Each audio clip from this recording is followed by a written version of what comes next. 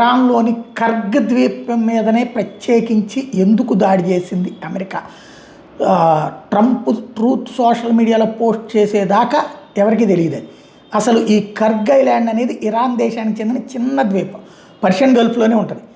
ఇరాన్కి సంబంధించినటువంటి అత్యంత ముఖ్యమైన ఆయిల్ ఎగుమతి కేంద్రం. ఇరాన్ మొత్తం క్రూడ్ ఆయిల్ ఎగుమతుల్లో 80% నుండి 90% దాకా ఈ కర్గ్ ఐలాండ్ నుండినే జరుగుతాయి. అందుకే దీన్ని ఇరాన్ ఆర్థిక వ్యవస్థకి క్రౌన్ జ్యువెల్ అని పిలుస్తుంటారు. ఈ ద్వీపంలో భారీ ఆయిల్ నిల్వ ట్యాంకులు ఉంటాయి, ఆయిల్ లోడింగ్ టెర్మినల్స్ ఉంటాయి, సూపర్ ట్యాంకర్ షిప్స్కి లోడింగ్ సదుపాయాలు ఉంటాయి, మిలిటరీ రక్షణ వ్యవస్థలు ఉంటాయి.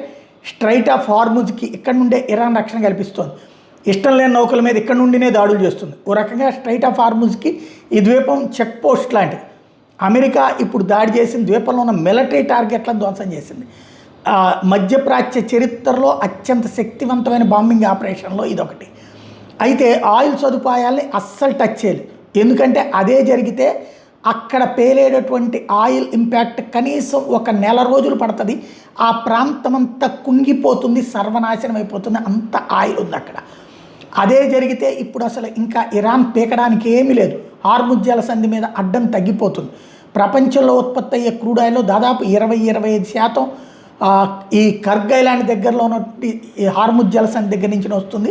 Saudi Arabia, Iran, Iraq, Kuwait, Dubai దేశాల ఆయిల్ ప్రపంచానికి ఇక్కడి నుంచినే పంపబడుతున్నటువంటి సందర్భంలో మీరు కనుక వాళ్ళ జోలికి రావడం ఆపకపోతే మేము మిమ్మల్ని కొట్టగలం, ప్రస్తుతానికి వదిలేసాం అన్నటువంటిదే ట్రంప్ ఇచ్చినటువంటి వార్నింగ్.